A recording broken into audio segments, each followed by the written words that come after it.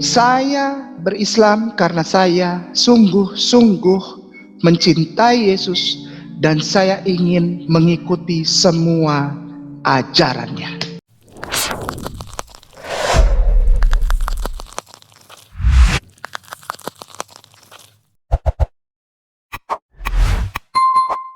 Bismillahirrahmanirrahim. Assalamualaikum warahmatullahi wabarakatuh. Semua para tuan guruku, puan guruku di Hidayatullah, dan juga tentu saja semua saudaraku yang menyaksikan ini. Insya Allah nanti para ustadku di Hidayatullah ini menaikkannya sebagai sesuatu yang layak ditampilkan dan layak ditonton. Dengan segala kerendahan hati, pertanyaan ini sebetulnya sudah ribuan kali saja. Tapi memang saya berkewajiban, ternyata saya baru sadar bahwa saya punya kewajiban untuk menjawab hal ini. Karena saya syahadat itu tanggal 26 Agustus 2009, Ustaz. Di Masjid Agung Sunda Kelapa Menteng. Di mana saya mendapatkan seperti pengasuhan dan qadarullah, bukan kebetulan, tapi qadarullah saya mendapatkan juga bimbingan untuk belajar Islam dan segala sesuatu hal yang dasar tentang Islam maupun yang lanjutan insya Allah. Pertama, saya bersama orang tuaku tersayang yang sampai sekarang masih aku hormati di Masjid Agung Sunda Kelapa, Pak Aksa Mahmud. Qadarullah, Pak Aksa Mahmud ini adalah seorang yang di dalam kehidupan sehari-harinya adalah adik ipar dari Pak Yusuf Kala. Saya mendapatkan masukan yang begitu sangat berharga ketika saya bersyahadat. Saya juga ditanya kenapa, lalu saya cerita gitu kan. Lalu beliau bilang, kamu tidak boleh pakai mic, kamu tidak boleh berkesempatan untuk mengungkapkan kesaksianmu dan sebagainya, baik di media maupun di mana-mana. Saya tidak boleh. Kamu harus kasih lihat dulu bahwa kamu benar-benar berislam itu lillahi ta'ala, karena Allah. Maka saya diajukan oleh beliau belajar kepada Ustadz Profesor Kamil yang juga adalah dosen di pengajar di Ciputat di Syarif Hidayatullah. Beliau mengajar di Fakultas Adab dan Humaniora. Saya belajar kepada beliau tentang Islam, lalu belajar cara membaca Al-Quran, huruf-huruf Al-Quran kepada Ustadz Fauzi, lalu kepada Ustadz Amir, kepada Ustadz Anwar Sujana, dan kepada para ustazah juga saya dapat masukan dari sana, terutama Kepala Bagian Pembinaan dan Mu'alaf Ustazah Fatimah. Lalu di perjalanan waktu saya berkesempatan juga dihantar oleh Bapak Jose Asmanu. Beliau adalah, mungkin Ustadz kenal, Pak Jose Asmanu ini wartawan senior dari Suara Surabaya. Beliau antar saya untuk soan, bertandang, datang ke rumah tuan guru kita yang sangat kita cintai dan hormati bersama, tuan guru kita almarhum Gus Solah di Jombang, di Tebu Ireng. Bukan ke pesantrennya, tapi ke rumah beliau. Saya begitu banyak dapat pengetahuan dan pengajaran dari beliau almarhum. Nah, latar belakang saya itulah yang menjadi hal, justru menjadi batu sandungan, Ustadz. Ketika ada yang bertanya, kenapa sih jadi Islam disekolahkan? Nah, kata-kata disekolahkan, lalu perjalanan hidup keimanan saya, keberagamaan saya, ketika saya sebelum mengucapkan 2 kalimat syahadat, 2-3 tahun belakangan ini justru menjadi batu sandungan, menjadi menjadi barrier, menjadi penghalang gitu, menjadi obstacle untuk saya menyampaikan kesaksian. Karena saya insya Allah Ustadz, dengan segala kerendahan hati mohon maaf, saya tidak mencari, wallahi, mungkin bisa dibuktikan. Ketika saya bersyahadat, saya bukan untuk cari popularitas, Ustaz. Saya tidak mencari tenar, saya tidak mencari uang, saya hanya ingin menyampaikan kesaksian. Sekali lagi, saya hanya ingin menyampaikan kesaksian saya. Di mana bahkan ketika saya setelah mengucapkan 2 kalimat syahadat, itu tertulis di dalam surat An-Nisa ayat 135. Ini jadi pegangan saya. Ketika engkau berislam, maka engkau mempersaksikan cintanya Allah itu. perawatan Allah, dan bagaimana jalan yang dituntunkan oleh Rasulullah Sallallahu Alaihi Wasallam. Ayat 135 dari surat An-Nisa ini saya pegang. Nah, ternyata latar belakang saya ini menjadi batu sandungan, yang mana pada tanggal 18 April 2018 itu saya membuat surat pernyataan di atas meterai, Ustadz. Sekali lagi, pernyataan di atas meterai di kantor hukum Jalan Brawijaya 9 nomor 3B Jakarta Selatan. Itu kantor lawyer, tapi di kantor lawyer itu juga semuanya para ustadz muda di Brawijaya 9 nomor 3B. Mendapat bimbingan itu, saya membuat pernyataan bahwa saya tidak lagi tidak lagi menyebutkan secara spesifik nama-nama lembaga, lembaga pendidikan, lembaga-lembaga kekristenan di mana saya dulu ada, tidak bisa lagi. Karena sekolah tinggi teologi, salah satu tempat belajar itu, mengeluarkan surat yang disebar di web. Surat pernyataan dari rektor dan rektorat lah, pokoknya rektorat, menyatakan bahwa saya tidak pernah menjadi alumnus, apalagi alumnus ya, mahasiswa aja saya nggak pernah di sekolah tinggi itu. Dan ini saya junjung tinggi, Ustadz, wallahi saya junjung tinggi dan saya sangat hormati. Sehingga saya akan mengatakan bahwa jika ada pertanyaan ini, saya jawab dengan singkat.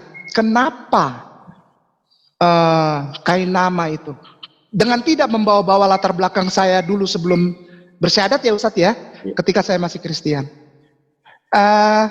Kenapa kain nama mengucapkan 2 kalimat syahadat? Saya mengucapkan syahadat. Sekarang ini saya jawab dengan singkat. Mulai sejak tanda tangan itu. Saya berislam karena saya sungguh-sungguh mencintai Yesus dan saya ingin mengikuti semua ajarannya.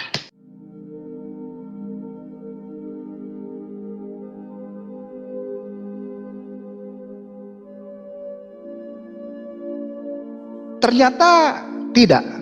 Yang saya dapat dari apa yang saya pelajari dan saya pengalaman hidup saya setelah saya mendapatkan pengetahuan tentang teologi ya, ternyata tidak.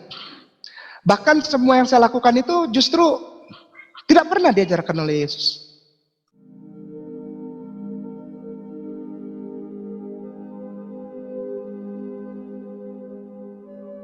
Beda. Yesus yang dulu aku kenal sebelum bersyahadat, sekali lagi dengan segala rasa hormat dan kerendahan hati dan tanpa ingin menyerang, menyinggung, underestimate, insulting, merendahkan, menjelek-jelekan, mengejek agama lain, imannya atau kitab sucinya, tidak. Aku mau jawab bahwa begini Ustaz, dengan segala kerendahan hati. Kristus yang aku kenal dulu ketika sebelum aku mengucapkan 2 kalimat syahadat adalah Kristus yang ternyata bukan Kristus. Kristus yang sesungguhnya adalah Kristus yang validnya itu didapat dari kitab suciku terdahulu bahkan, dan dalam Al-Quran Karim. Itu baru itu. Yang selama ini ternyata bukan beliau, someone else gitu apa. Seseorang yang malah lain, yang malah aku nggak kenal itu. Seseorang yang Tuhan, seseorang yang adalah incarnated atau inkarnasi dari pencipta alam raya bersama seluruh isinya ini. Tuhan, Allah yang berinkarnasi menjadi manusia, lalu menanggung dosa manusia sebelum beliau dan sesudah beliau. Ini nggak ada, nggak ada malah. Seorang Kristus yang memperbolehkan orang makan babi, makan makanan haram, yang tidak mempermasalahkan orang itu menutup auratnya, wanita menutup auratnya atau tidak. Kristus yang tidak mempermasalahkan laki-laki itu berkhitan atau tidak. Wah, ini nggak ada malah. Sehingga ketika pemahaman itu dan kesadaran itu datang, tidak ada cara lain buat saya Ustaz, selain mengucapkan 2 kalimat syahadat. Saya dulu malah mikir nggak ada resiko kok, saya bilang. Resiko itu baru ada setelah saya mengucapkan 2 kalimat syahadat. Waktu saya mengambil keputusan, saya pikir enggak lah, karena ini saya apa ya? Loh, Indonesia kan negara republik yang berdasarkan Pancasila dan Undang-Undang Dasar 1945, Ustaz. Bhinneka Tunggal Ika ya, toleransi dan dilindungi undang-undang 28E dan 29 itu, pasal 28E dan 29 itu Undang-Undang Dasar 1945 kan melindungi setiap warga negaranya untuk bebas beribadah sesuai dengan agama dan kepercayaannya masing-masing. Nah, setelah saya bersyahadat, saya ini insya Allah tidak diedit ya. Saya insya Allah bukannya tidak, saya belum menemukan hal itu. Saya diserang habis-habisan, bahkan secara pribadi. Bukan konten yang saya sampaikan di dalam tausiah atau daurah atau paparan gitu, tidak. Pribadinya yang diserang habis, Ustaz. Demikian, Ustaz.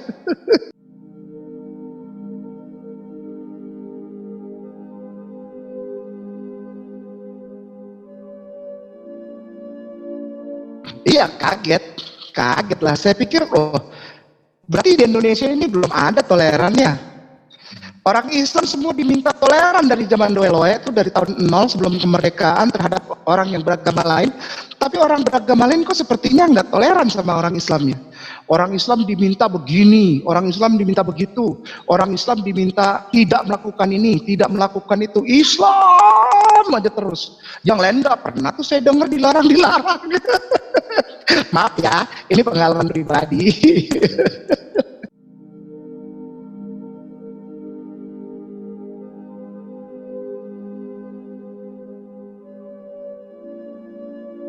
Sulit ya, tapi Allah memang itu karena Allah sayang. Minazulumati ilan nur itu sebetulnya tidak apa nikmat apa secara flesh and blood gitu ya, bisa dinikmati kenikmatan itu secara flesh and blood itu, secara kedagingan gitu ya. Secara apa? Kalau orang Belanda bilang naturlah gitu ya, secara gitu ya, enggak. Tapi minazulumati ilan nur itu kalau orang yang benar-benar dari kegelapan, dari ke zulumat itu ya, zulumat itu malah sebetulnya lebih condong kepada kesesatan yang dianggap benar gitu. Zulumat, kegelapan, gelap. Jadi dia rasa ini benar tapi ternyata salah, gelap gitu. Zulumat itu ketika dia ditarik gitu oleh kasih sayang dan cintanya Allah ditaruh ke dalam terang, pasti orang silau, orang keluar rumah aja loh, gelap atau dari gua gitu ya, sudah berpuluh-puluh tahun dalam gua, dia keluar pasti dia sakit, dia tidak biasa mandi, dia tidak bisa lihat sinar terang gitu ya, itu menyakitkan memang.